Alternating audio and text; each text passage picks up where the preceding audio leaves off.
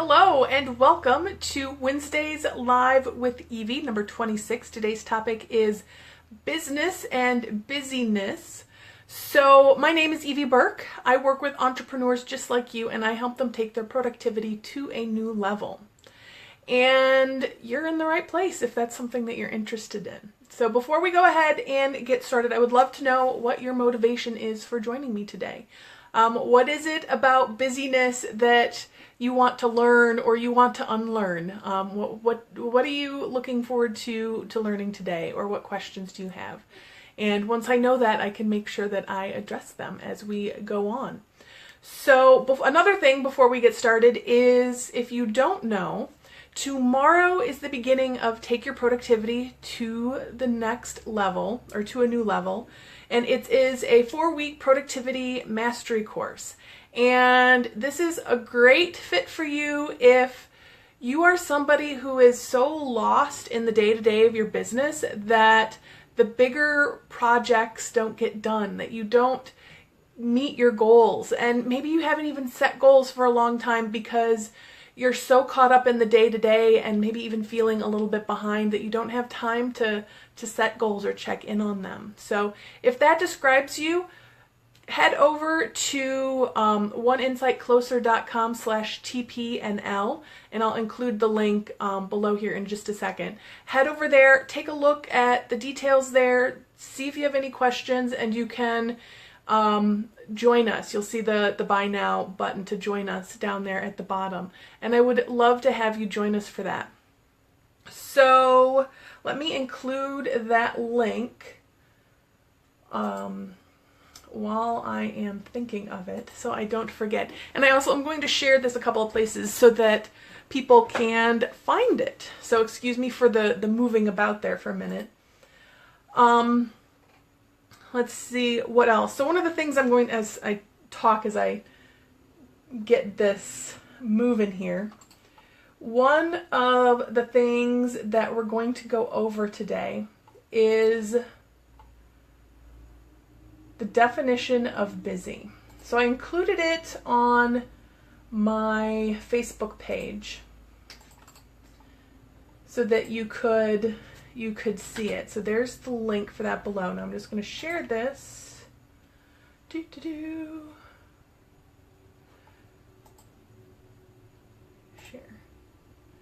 So it was the Merriam-Webster definition of busy that I shared. And please hang on. There we go. So save that there.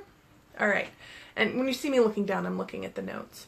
So Merriam-Webster gives the following definition for busy. So the first definition is engaged in action, occupied, being in use.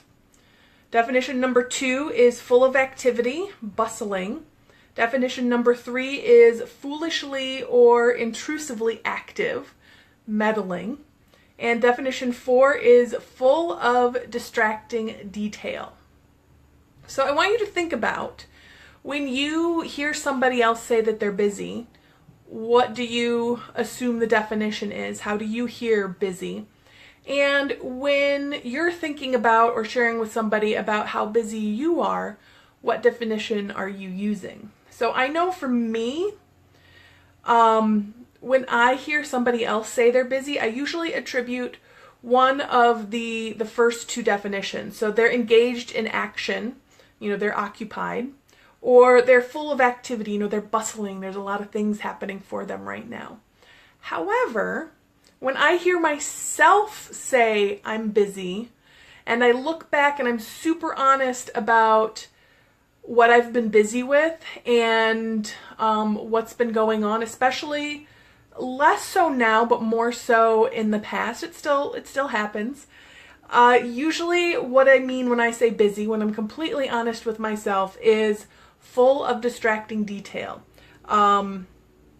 It's when I've been busy, I've been doing things, but they're not maybe the things I need to be doing. So let's talk a little bit about the two different lenses or parts to busy. So one part of it is sometimes busy can imply that you don't have time for something, or you don't have time to do the things that you want to do. I know a friend of mine messaged me today because she'd seen what today's topic was, and she says, if I ask somebody how they are and they say they're busy, she says, I think they're saying that they don't have time for me, that they need to be moving on. But she said, if they say something like, I have a lot going on right now, then she takes that to mean something completely different. So how you're saying busy and how somebody else is hearing it can be two different things. So busy implying that you don't have time for things you want to do. I'm so busy, I don't have time to, I don't know when I'm ever going to get to, that type of language. What it does is it implies that you don't have control of your time. That time is something that someone else is dictating for you. And I know sometimes it can feel that way. Some of you might be saying it's true, my kids, my business, my clients, they're the ones that control my time. And I'm going to say this, I love you, I love you and that's not true. You let them control your time. And it's an attitude shift. Maybe attitude shift isn't the right word. It's a shift in understanding. Because it's not that you aren't in control of your time and insert whatever is in control of your time. It's that you're letting them be in control of your time. And if that frustrates you, then adjust it. If your kids are in charge of your time and you find that really frustrating, then why are you letting them be in control of your time? And I say this from a place of love. Is it because you know that they're only going to be, under your household for another few years, or they're going to be driving, in a couple of years and you're not going to have that time in the car with them, or maybe you catch up? So you let them dictate, that you're running them all over the place because you value that time. So just be super honest with yourself about why you're choosing to let them be in control of your time, and realize it's not that they're in control of your time, you're just choosing that's the way to spend your time. So look at your language there. When you choose how you're spending your time, that puts you more in control. And another thing you might want to look at is, are there some boundaries you need to put up? Are there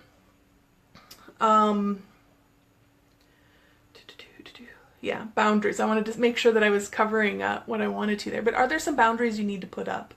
Do you drop everything because, child A needs a ride somewhere? Do you put up boundaries and say, no, you need to let me know this amount of time in advance, or after this time is when I'm available for those types of requests? What are the boundaries maybe you need to put in place so that those requests or those uses of your time don't frustrate you? All right. So it's not that, and it's also not that I'm so busy that I couldn't, but if you're really honest with yourself, and I know sometimes this is really hard, it's, I chose not to make time to do that. So, I didn't have time to get to that task today. Well, I chose to spend my time doing XYZ, and that task didn't get done today. And you might want to look at, is that a choice that you want to make tomorrow? And if not, how do you put those boundaries up? How do you arrange your schedule so that you can get the things done that you want? All right. So that's part one, busy implying that you're not in control of your time, where, here my notes are moving everything all over the place. where really, it's a choice. What are you choosing to spend your time on? Now, this is the one that I really want to talk a little bit more about, is busy is a badge of honor. So in my email on Monday, I shared that my husband and I had went on a drive on Sunday. It was our anniversary extended date. Date as in going out. And so we go on drives and we have the radio on, and it's not usually up really high, but just enough so that if there's a lull in the conversation, there's something in the background that we can listen to. And then if something interesting is happening, then we'll turn up the radio and we'll listen to that until something interesting isn't happening, and then we'll turn it down and have conversation again. But one of the hosts of the station we were listening to had mentioned that the evening before, she had received a bunch of emails from people she didn't know, and she said, given the various things that she does, that's not uncommon, but one of the things that she noticed was all of them started with, "I know you're busy, but." And she said it made her think about how we have a busy epidemic, is I think what she called it, where, busy is a badge of honor. Busy is something that you're striving for. You want to be busy because if you're not busy, you're not getting enough done, right? So what I want to say is that's just not true. If you are busy, it could just mean you're running around like a chicken with your head cut off, and that's not good either. I think part of the problem is when we think about productivity, we think it's about getting as much done, productivity or being busy, however you want to word it.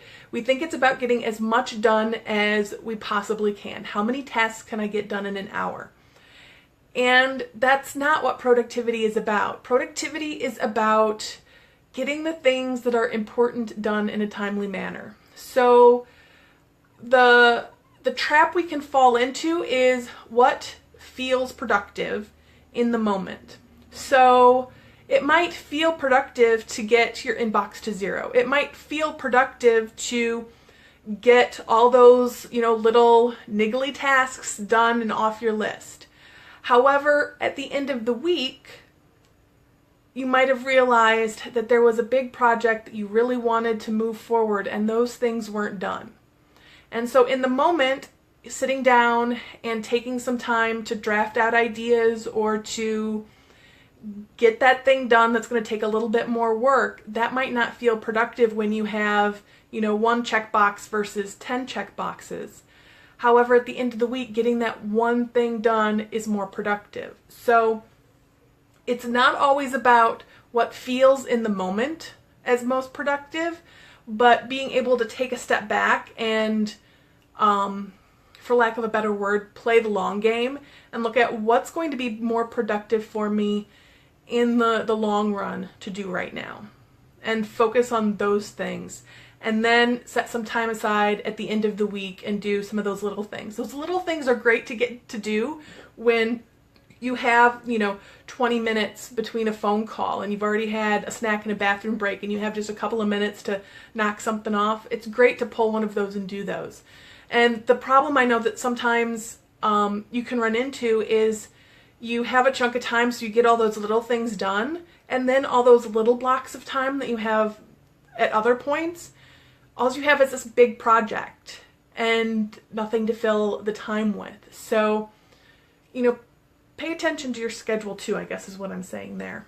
All right, so how do you go from being full of distracting detail, going back to the Webster definition there, to being engaged in action or full of activity? Or I might word it as being intentional about your productivity, being intentional about what you're being busy with. So you make a decision. You make a decision that this is what you're going to do, and you make that decision over and over and over again. And it's super hard sometimes until you develop that muscle. One of my former coaches called this redeciding. You're constantly redeciding that this is important, that this is how you want to run your business or live your life or approach your day.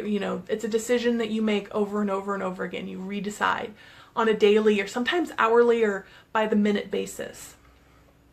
You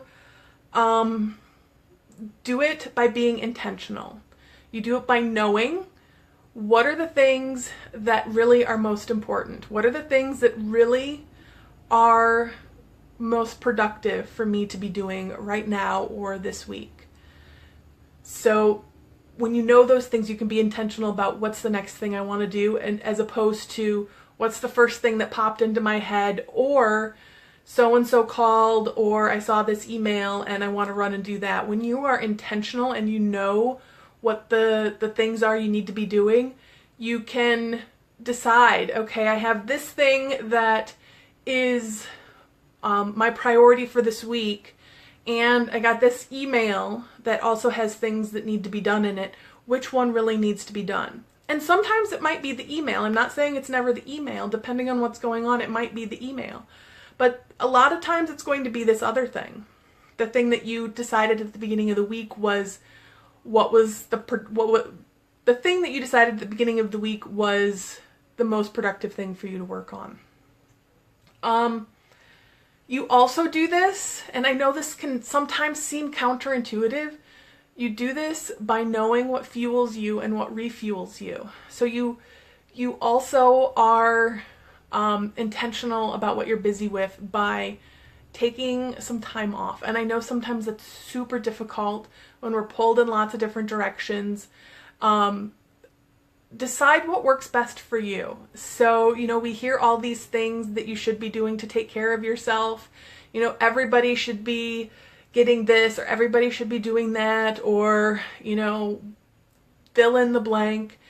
And maybe those things don't work for you, and that's fine. So know what works for you. And even if you can just do it for 5 minutes, take some time, do it for 5 minutes. One of the things I've been doing every morning is I've been sitting out when the weather is nice. I've been going outside and sitting on my deck in the sun for 5 to 10 minutes. And I do my meditation and I sit outside in the sun because I need the sunlight. The weather's nice. And it fills me up. I love being outside. So find what those little moments are for you that you can fill in. What else?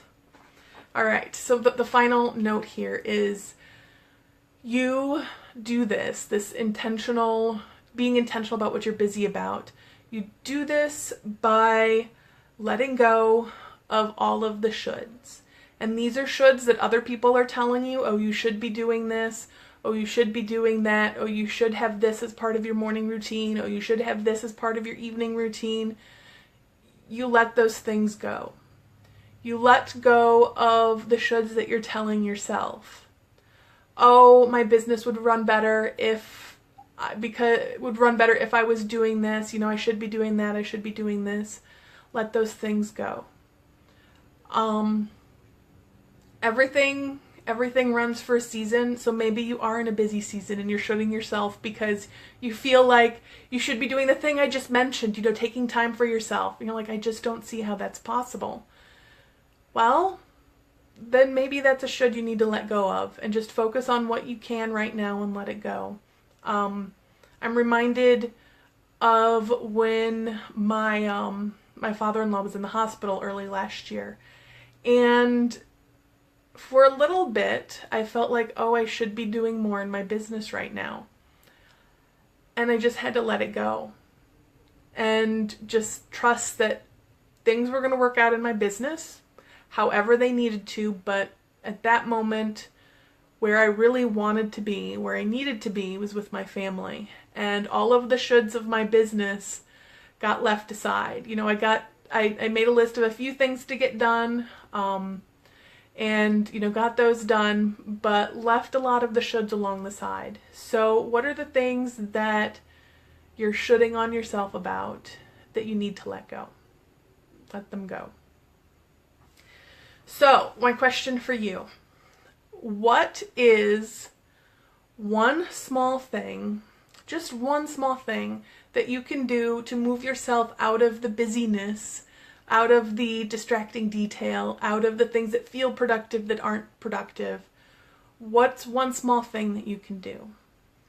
And again, if busyness is something, that distracting detail is something that you want some more help with than you received in the last, about 20 minutes of this Facebook Live, tomorrow we start to take your productivity to a new level, and it's a 4-week productivity mastery course. The link, again, is at the beginning of I'm nodding this way because that's where my desktop is. But anyway, the link is at the beginning of the comments. I posted it. I invite you to join us for that, because really, when you get right down to it, the 4 weeks are all about how to pull out of that distracting detail habit of being more into how to be less caught up in all the stereotypical busy, and instead really focus on what are the things that really are productive for me, and how do I set myself up to get those things done. I would love to have you join us. Head over there, sign up. Again, we start tomorrow, so sign up soon if you're watching this later and it's after June 22nd, 2017, and you're interested in knowing if and when I'm going to run this program again. There should be a page up that will allow you to enter your email address so that you can be one of the first to know when I start the program up again. For those of you who are thinking about it for 2017, I don't have another one on the calendar right now. If you're thinking now is just not the right time, there's not another. I don't have it scheduled right now. When I will do it again, but it probably won't be until sometime in 2018.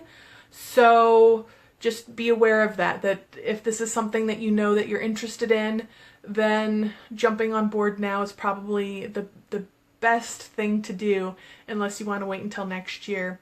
Also, the price will probably go up next year. So this is the first time I'm offering it, so I'm super excited about it. Just as an aside, I was, as I've been preparing for the first class that's coming up tomorrow, I was going through and pulling some resources that I wanted to share with the people in the class. And I came across this Word document that had a gobbledygook name. And I was like, oh, I wonder what this is, because it was dated like sometime in 2014, and I opened it.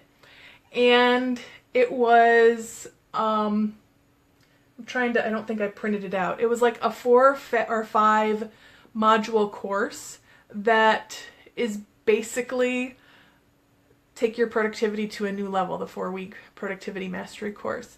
And I laughed because I keep, as I prepare for this class, and as I was getting the sales page with all the information done, and I was trying to find, the words that I wanted to use for that, and I was going through things, I found something from, I think, 2012. So I'm super excited to share it, because it's something that has been bouncing around in my head for a long time. So it's so interesting to see that the order of how I've laid out the class shifts a little bit each time as I work and discover what works and what doesn't, and lay things out. But the content, the details pretty much stay the same. So anyway, I would love to have you part of Take Your Productivity to a New Level, the 4-week productivity mastery class.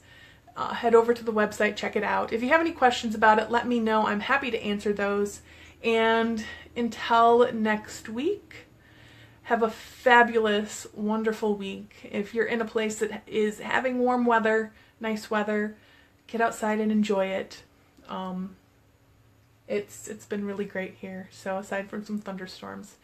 Anyway, until next week, much love. Bye.